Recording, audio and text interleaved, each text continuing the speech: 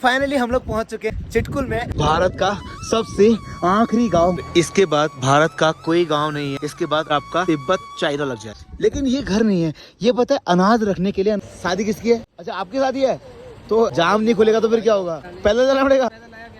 अरे भाई दूल्हे की बारात भी आ गई है। अरे आप लोग कहाँ जा रहे हो? शादी में जा रहे हो? शादी में जा रहे हैं हम। पैदल जाओगे? पैदल भाई देख रहे हो 20 किलोमीटर लंबा जाम है। अब दूल्हा पैदल पैदल भाग रहा है बेचारा। भारत के आखिरी गांव में ये एकमात्र ऐसा मंदिर है, शेषनाग मंदिर, जिसका कोई दरवाजा नहीं है। So hello ji, good morning, welcome back to the new episode. सुबह सुबह वापस से आपका एक नए ब्लॉग में स्वागत करता हूँ। अभी सुबह के बज रहे हैं 5 और अभी इस टाइम देखो मैं उठ गया हूँ। और कल रात हमने यहाँ पर कैंपिंग करी थी, इस स्कूल के बिल्कुल ठीक सामने करी थी हमने कैंपिंग। और यहाँ पे कैंपिंग करके अभी सुबह सुबह ना हम लोग उठ इसलिए गए क्योंकि यहाँ पे जो है 6 बजे से स्कूल का स्टाफ आ जाएगा, फिर 6:30 7 बजे स्कूल के सारे बच्चे आ जाएंगे। परसों रात हम क्या कहते हैं आपका लैंडस्लाइड होने की वजह से फंस गए थे आपका हिमाचल में एक जंगल के पास में। अभी सुबह सुबह देखो सामने आपका जाम लगा पड़ा है, उधर जाम में हमारी गाड़ी वाड़ी फंसी हुई है क्योंकि ये जाम ना अगले 20 किलोमीटर तक लगा। और कल रात बारिश होने की वजह से आपका पत्थर दोबारा से गिरे हैं रास्ते में। और अगर पत्थर गिरे होंगे तो अब सुबह सुबह जो मशीन आएगी वो हटा रही होगी, अगर हटा पाएगी तो ही जाएंगे, वरना भाई आज का भी हम दिन फंस जाएंगे। वही वो कहते हैं ना, जब आपको मुसीबत आती है ना तो मुसीबत झेलने की हिम्मत भी आती है। हमारी तरह यहाँ पे कम से कम 300-400 लोग और फंसे हुए थे जो यहाँ पे रुके हुए थे। चलो कोई नहीं, सब चलता है। कभी कभी वो कहते हैं ना, कभी कभी कुछ झेलना पड़ता है। और इस नाले को पार करके आए थे भाई कल रात ना हम, बड़ा डर लग रहा था अजीब सा। तो लोग भैया यहाँ पहुँच गए अपनी गाड़ियों के पास में। और यहाँ देखो भाई कैसा जाम लगा पड़ा है गाड़ियों का, कैसी कैसे गाड़ियाँ सारी फंसी हुई है। चलो अपना सामान हम भी डाल लेते हैं, टेंट वेंट सब डाल दे सब। कुछ लोग यहाँ बाहर अपनी कार में सोए थे। कार में नहीं था ही ठंडा हुआ, ठंडा बहुत हुआ होगा लेकिन रात को ठंडा नहीं था, गर्म था अंदर, ऐसी चलाई थी, ब्लोअर चलाया था। मतलब कुछ लोगों को तो सोने की जगह मिली, कुछ लोगों को तो भाई साहब कार में। और जो लोग आगे रास्ते में है ना वो तो अपनी कार में बैठे होंगे अभी तक भाई, क्योंकि रास्ते में ना कम से कम 8-10 किलोमीटर तक जाम लगा पड़ा है पूरा। भाई जी गाड़ी में सामान तो डाल लिया, अब एक बड़ी दिक्कत हो गई यार। सुबह सुबह टाइम पड़ गया, सब कुछ हो गया, लेकिन फ्रेश होने का कोई जुगाड़ समझ नहीं आ रहा है। ऊपर ना एक टॉयलेट बाथरूम है और 300 लोग हैं भाई साहब। लाइन पे लगना पड़ेगा ना, जैसे राशन कार्ड की दुकान में वैसे लगना पड़ेगा भाई टॉयलेट के लिए आज। तो लोग तो पता नहीं बोतल लेके कहाँ जा रहे हैं भाई सुबह सुबह। तो अभी क्या रहा, मैं आया था ऊपर फ्रेश होने के लिए। फ्रेश होने की बड़ी दिक्कत हो रही थी, तो 2 ही टॉयलेट बाथरूम थे जिसमें एक लेडीज जेंट्स कर रखा था। तो जैसे तैसे जंग लड़के आ गया, मतलब टॉयलेट जाके आ गया। पूरा 1 घंटा लगा मेरे को। टाइम हो गया आपका 7 बजने वाला है और स्कूल भी खुलने वाला है। ठीक हुआ कि टाइम पे फ्रेश हो गया भाई। अपनी गाड़ी पे आके बैठ जाते हैं, अब जाम जब खुलेगा तभी जाएंगे। वहाँ देखो भाई क्या हालत है, ओह भाई। और भाई इस समय हम ही नहीं, बहुत सारे लोग और फंसे। देखो यहाँ पे कोई शादीशुदा जोड़े भी हैं, जोड़ा तो क्या नहीं है, शादी होने वाली है, मतलब इनकी पूरी शादी की बारात, ये बारात में जाने वाले लोग हैं, दूल्हा या दूल्हे के साथ वाले, ये भी भाई जाम में फंसे पड़े हैं। अरे भैया जी आप शादी में जा रहे हो किसी की? कहाँ है शादी? शादी किसकी है? अच्छा आपकी शादी है, तो जाम नहीं खुलेगा तो फिर क्या होगा? पैदल जाना पड़ेगा। अरे भाई साहब जाम लगने से शादियां भी रुक जाती है, देख रहे हो आप। मतलब हम तो चलो सफर में है, परेशान हो रहे हैं, कोई बात नहीं, लेकिन भाई साहब की शादी है। हमारे पहाड़ियों में बोलते हैं कि अगर जिसने क्या कहते हैं डाड़ू चाटा होता है, डाड़ू बोलो करछी, तो उसकी शादी में क्या कहते हैं बारिश होती है। लेकिन ये जाम किसकी शादी में लगता है ये बता दो। उसने क्या कांड किया होता है अपनी जिंदगी में, जाम लग जाता है इतना बड़ा वाला। भाई देख रहे हो 20 किलोमीटर लंबा जाम है, अब दूल्हा पैदल पैदल भाग रहा है बेचारा। दूल्हे की बारात भी आ गई है।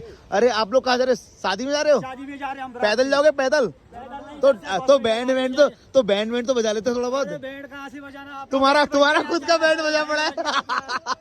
भाई ये बोल रहे बैंड क्या बजाना, हमारा खुद का बैंड बजा हुआ है। कितनी सारी प्रॉब्लम होती है देखो, मतलब एक जाम लगने से मतलब ऐसा नहीं कि मतलब जो घूम रहे हैं उनको दिक्कत हो रही है, दिनचर्या भी डिस्टर्ब होता है, शादी डिस्टर्ब होती है। पहली बार देख रहा हूँ कि मैं किसी की, चलो इसी बहाने हमने हिमाचली ड्रेसअप देख लिया शादी में कि कैसे पहनते हैं लोग। चलो भाई जी श्री गणेश हुआ। एक पुलिस वाले ने भाई ने बोला कि भाई अभी गाड़ी निकालो, देखते हैं कहाँ तक पहुँचते हैं क्या। तो भाई पूरे पुलिस प्रशासन लगा हुआ है इस लैंडस्लाइड को हटाकर पूरा ट्रैफिक खत्म करने के लिए। तो भाई ये है वो जगह जहाँ पर लैंडस्लाइड हुआ है, देखो। तो भैया पहले एक गाड़ी निकाल रहे हैं, फिर उसके बाद एक गाड़ी निकाल रहे हैं, देख रहे हो आप सामने देखो भाई। ओ भाई साहब इसके चक्कर में कल रात से हम रुके हुए थे और यहाँ पे ना कल रात भी पत्थर गिरे थे लगातार भाई। भाई ये देख रहे हो आप भाई साहब, यही है। और भाई यहाँ पे ना देखो कल से पुलिस वाले लगे पड़े हैं काम पे भाई साहब। सच में ये वही जाम है भाई साहब जिसकी वजह से ना कल हम मतलब आपका 2 दिन से फंसे पड़े हैं, मैं और भैया विक्की भाई। अब जाके आज जाम खुला है भाई। पहाड़ों को काट काट के रास्ते बनाए भाई साहब, क्या स्पीति के रास्ते हैं भाई। ये ऐसा लग रहा है पहाड़ हल्का सा खिसक गया ना भाई तो पूरा का पूरा पहाड़ ऊपर से नीचे आ जाएगा भाई साहब। ओ बेटा क्या। और यहाँ देखो भाई ट्रक कैसे खड़े हैं, ये बेचारे 3 दिन से खड़े हैं ट्रक वाले यार। हिमाचल में एप्पल का सीजन है, इस टाइम पे लोगों के बागान में एप्पल लगे हुए हैं। तो जो ये ट्रक आपको दिखाई दे रहे हैं इनमें सब में ना एप्पल लोड होके जा रहे हैं। तो भैया जी हम लोग आपका जा रहे थे चिटकुल, जो भारत का सबसे लास्ट गांव के नाम से जाना जाता है, जहां से आपका तिब्बत का रास्ता था। तो यहाँ पे ना ट्रांसपोर्ट की बड़ी दिक्कत है, और मैं वहाँ इसलिए जा रहा हूँ ना, वहाँ से आपका किन्नर कैलाश की चोटी दिखाई देती है।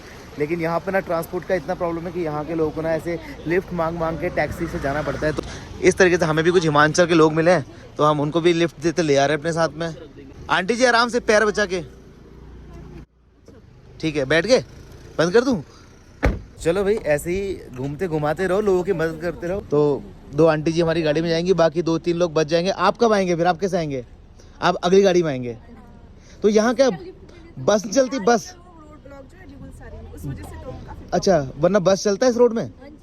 2 आंटी जी को हमने बैठा लिया है, तो चलो भैया ऐसे ही लोगों को मदद करते रहो और चलते रहो। यहाँ ये जहाँ आप शादी में जा रहे हो, तो ये टोपी पहनना जरूरी होता है जो आपने पहनी है? किन्नौरी ताज है हमारे कल्चर में, इसको पहनना बहुत आवश्यक है। किन्नौरी ताज, फ्लावर्स नहीं लगाए हैं, इसके ऊपर फ्लावर भी लगते हैं, फूल भी लगाते हैं इसके ऊपर। लगाते हैं। तो आप लड़की की शादी जा रहे हैं या लड़के की? हम लड़की की शादी जा रहे हैं। तो आप रोने वाले हो मतलब? नहीं नहीं रोएंगे नहीं अब। फिर क्यों? जी हमने जिनको लिफ्ट दी थी वो शादी में आए इस गांव में। ये है आपका तुपका गांव, तुपका वैली के नाम से जाना जाता है। चलिए ठीक है, नमस्कार, प्रणाम, बाय बाय, हर हर महादेव। ये आपके सेब के बागानों के बीच में घर है भाई साहब, कितने खूबसूरत लग रहे हैं भाई, देखो ओए होए होए।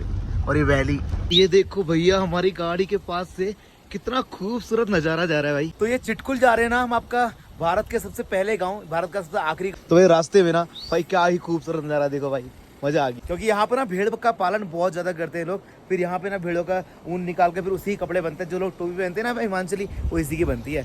चलो अभी आगे निकलते हैं। तो जैसे जैसे एल्टीट्यूड बढ़ता जा रहा है ना भाई साहब, ऑक्सीजन की कमी होती जा रही है। मैगी हो, नमकीन हो, कुछ भी लाए हो तो उनके पैकेट फूल जाते हैं। ये मैं नमकीन का पैकेट लाया था भाई, इतना हाई एल्टीट्यूड में आया कि पूरा फूल गया भाई, ये देखो पैकेट, गजब यार। तो भैया जी फाइनली आपका देखो हम कहाँ पहुँच चुके हैं, एक वैली में पहुँच चुके हैं। ये है आपका भारत का सबसे लास्ट गांव, चिटकुल गांव। और चिटकुल गांव का जो ये गांव है ना, आपका तिब्बत से बिल्कुल पास मिलता है। मतलब पहले यहाँ से तिब्बत जाने के लिए यहाँ से रास्ता भी होगा। और ये सामने लगा है बोर्ड, चिटकुल, एल्टीट्यूड है यहाँ का 11,320 feet, India last village Chitkul भाई। और सामने देखो भाई क्या नज़ारे हैं यार। और इसके बाद भारत का कोई गांव नहीं है, इसके बाद आपका हिमालय आएंगे, फिर आपका तिब्बत चाइना लग जाए। चलो भैया अब आपको चिटकुल का बोर्ड तो दिखा दिया, अब आपको चिटकुल गांव की तरफ लेके चलते हैं।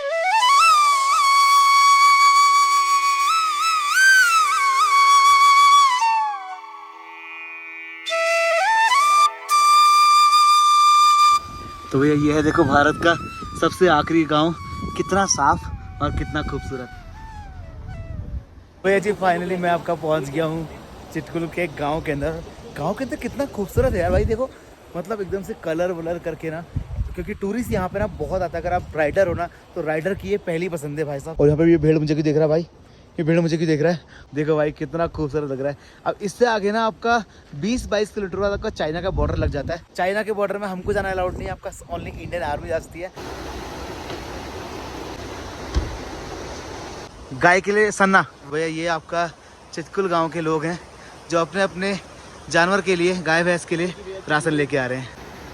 किसी जानकारी वाली का है ना, लैंडस्लाइड होने की वजह से ना यहाँ पे आपका राशन भी पिछले 3-4 दिन से आया नहीं है। लैंडस्लाइड खुला है, हम भी यहाँ पहुँचे तो भैया राशन भी यहाँ पहुँचा। तो देखो सब लोग राशन लेने के लिए यहाँ पहुँच गए एक जगह पे। भटकते भटकते हम लोग आपके इस भारत के लास्ट गांव में, चिटकुल गांव में पहुँच गए, मैया के मंदिर। और ऐसा बोलते हैं कि ये मैया का मंदिर आपका बद्रीनाथ की पत्नी के रूप में भी इनको जानते हैं।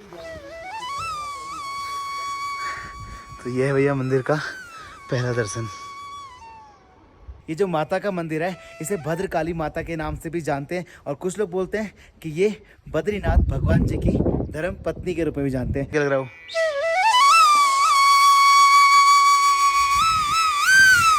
और ऐसा कहते हैं कि ये वो मैया हैं जो वृंदावन से यहाँ चलकर आई थी, इसलिए इनको श्री कृष्ण की पत्नी के रूप में भी जानते हैं। मैया के इस मंदिर और चिटकुल गांव के सबसे टॉप पे, सबसे पीक पे जो एक मंदिर है, ये है आपका शेषनाग का मंदिर। और ऐसा कहते हैं कि यहाँ पे ना नाग नहीं होते, बीच में यहाँ से 5-7 किलोमीटर नीचे एक जगह है, उससे नीचे बहुत नाग मिलेंगे, लेकिन इस धरती पे कोई भी नाग नहीं मिलेगा। सेम बिल्कुल बद्रीनाथ की तरह कि ऐसा बोलते हैं यहाँ पर नागों के राजा शेष नाग निवास करते हैं, इसलिए छोटे नाग यहाँ नहीं आते हैं। और ये पहला ऐसा मंदिर है दुनिया का जिसका कोई दरवाजा नहीं है। ऐसा कहते हैं कि शेष नाग इसके अंदर निवास करते हैं।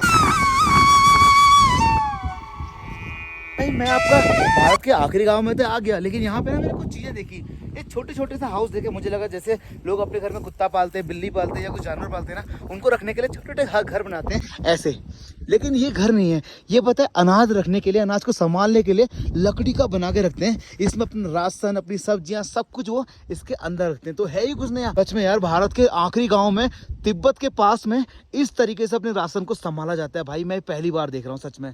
और सामने आपको जो पहाड़ी दिखाई दे रही है ना, उसके पार आपका तिब्बत है। मतलब कि पहले इस गांव का ना तिब्बत के साथ लेन देन चलता रहता था। अब लेकिन तिब्बत को जब से आपका चाइना ने कब्जा कर लिया है, तब से इस गांव का तिब्बत में जाना बंद हो चुका है। मतलब ट्रेडिंग बंद हो चुकी है, व्यापार बंद हो चुका है। भारत के इस आखिरी गांव से तिब्बत मात्र 25 किलोमीटर दूर है। जब आप भारत के सबसे लास्ट गांव चितकुल गांव में आएंगे तो ऐसी बात नहीं कि यहाँ पे लोग रहते हैं। यहाँ पे आपका होम स्टे भी है, होटल्स भी हैं, 200, 300, 500 रुपये। और रेस्टोरेंट तो यहाँ बहुत सारे हैं। हमने एक रेस्टोरेंट है, चलते हैं इधर खाना वाना खाते हैं, चाय पी। आ गई है अपनी चाय। दुनिया का सबसे लास्ट ऊपर गाँव में आपको डोसा भी खाने को मिल जाए, लेकिन यहाँ मिल गया।